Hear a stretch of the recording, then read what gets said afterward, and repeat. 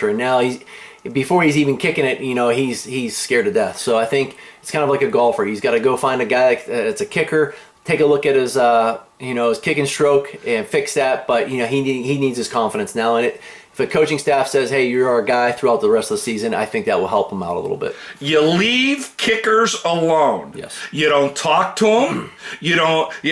When they make a field goal, you pat them on the head. When they miss a field goal, you pat them on the head. You leave them alone because, Mike, you've spent enough time around quarterbacks and kickers. Quarterbacks, they're kind of prima donnas. They like to have their chest out. They're walking around. Kickers, you leave them alone. And here's the thing with, this year, obviously Boswell's struggling. And I think the reason why, he might have had a few struggles early on, and, and then he kind of got into his own head, and it's kind of avalanche from there. But I think if you look at the league in general, there's been more missed kicks around the league this year than ever. And if you watch, it's a conspiracy. I'm telling you, I'm sitting there watching the game with my nephew, and he goes, Steven Gostkowski kicks it, and my nephew goes, he didn't even hit the net. I mean, that's how far wide right Gostkowski missed one this year. And if you watch the balls, to me, they might have done something about the balls this year because if you watch these field goals, the ball is moving left and right all over the place. You've heard it here first, guys are folks. struggling. I'm telling you, has a conspiracy. There's something going on because there's been. If you look at the stats, I guarantee there's more missed kicks this year than any other year. All right, well, I want you to go and get an NFL ball and measure it from tip to nipple or whatever it is. Going on there. Hey, you're listening to Pittsburgh Sports Talk. He is the quarterback, Mike McMahon. I'm Tank Tantlinger. When we come back, we're going to talk more about 17-24 against the Broncos. Are you kidding me? Well, we're going to break down that game-ending pass. Pittsburgh Sports Talk. Welcome back to Pittsburgh Sports Talk. I'm your host, Randy the Tank Tantlinger. He is the quarterback. Mike, I always call you Jim McMahon. You're no relation to Jim McMahon, are you? No, he's the wild one.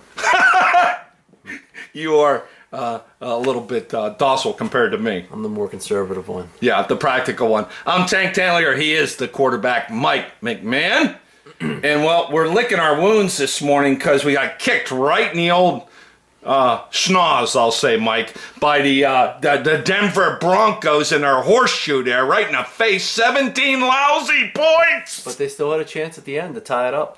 We did, and as you look at that last series, Denver punts, we get the ball, I think, Mikey, on about the 45-yard line, and you've got to have confidence right now in your offense, best offensive line. You got two of the best wide receivers in the league.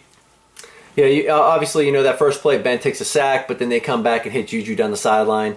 When you've got a guy like Antonio Brown, he's going to pull double coverage, and it's going to open things up for Juju. I don't think, yes, Juju's a great receiver. He's a big body. He's strong. He's got strong hands. He doesn't have great separation skill. So if AB's not in there, I don't think Juju is as effective as he is right now. And so with AB pulling the double coverage, it opens things up for Juju. And now all of a sudden when you got Juju catching the ball, and then they got a double AB. Now they got to start focusing on both of them. Which opened up Switzer on the one play. And again, I love Switzer for one so then speed. Switzer gets a little catch in the action. I love there. What's going on here. They get AB into the bunch where they can't double team him.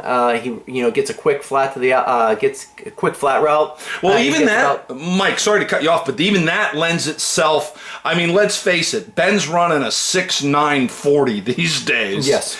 And his scamper down the left sidelines for 20-plus yards to get him down to the 2 or 3 yard lines doesn't happen unless AB and Juju are taking all the corners and DBs with them. They're definitely pulling coverage with them. I don't think that was 20 yards. I think it was more of like 10, but, Yeah. and he was probably running like a 5.5. And, and if Ben, back in his, late, around 2007, 2008, he scores there. Oh, he was like a deer when he was young. Trust me, age hurts, and, he got down to the 2-3 yard line, which is, a great job by him. He put his body on the line and put them in a position with a minute 56 left, first and goal on the 3 yard line.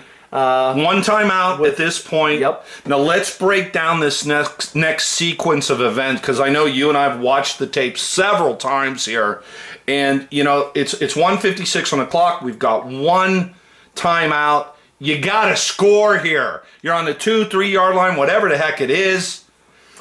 Yeah, they open up with they go shotgun, they go a little double left Y off formation, and what they do is an RPO where the receivers get a chance to run a quick route. You're going to have the run game blocking, and Ben's going to look at a few things, whether it be the defense, an end, or whatever. They get a certain look on a pass coverage he feels comfortable with. Let's take a timeout here, quarterback, okay? Because, you've played the game at its highest level. Rutgers, Philadelphia Eagles, Detroit Lions. Let's break down the RPO because that vernacular really has taken off in the last 2 seasons. Explain to the guy that's listening at home right now exactly how this play starts from the snap on an RPO. So RPO stands for run pass option. Basically, it's a run play the entire way. That's what it's a run. It's a run called play. The linemen are block and run the entire way. The pass part of it, you have either 1, 2, sometimes 3, whatever. They're running a quick route where the quarterback, he sees something, or it's a read where the linebacker goes one way and he's going to pull it and throw the slant behind him. In other cases, if it's a run blitz into something, they can throw a fade route. It's something where the quarterback can get rid of the ball fast. Because here's the thing. On a run play, when you have linemen do run blocking, there's a chance that they might get downfield. And if you throw the ball downfield and the lineman's downfield, you're going to get flag. So that's why it has to be a very quick pass. And it's whatever the coach decides, there's the game plan.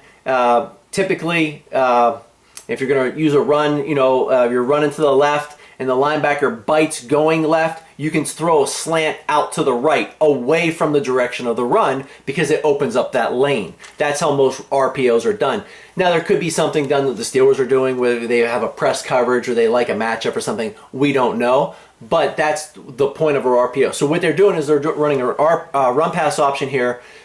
In my opinion, and this is just my opinion, I think Ben saw one-on-one with Juju. He wanted to be the hero, throw a touchdown pass. If you look at the film on first and 3, he hands that ball off to James Conner with the pulling to Castro. He walks into the end zone untouched. I got to agree with you. I mean, DeCastro comes flying around that corner like a crazy wild rhino. You got James Conner at 6'1", 230. And Ben pulled the trigger a little bit too quick to go to Juju in the corner. Yes, and I think, and it's easy to sit here and say that after you're watching it. Yeah. But this is not a run pass option where you're reading a linebacker and throwing a slant the opposite direction. He was throwing a straight fade route all the way. So that to me, I think the Steelers had the look that they wanted and wanted to run it. And I think Ben might have predetermined this one and threw the fade route, because the very next play is the same exact play. And Ben had quoted saying, Coach Fickner told me to hand the ball off. To me,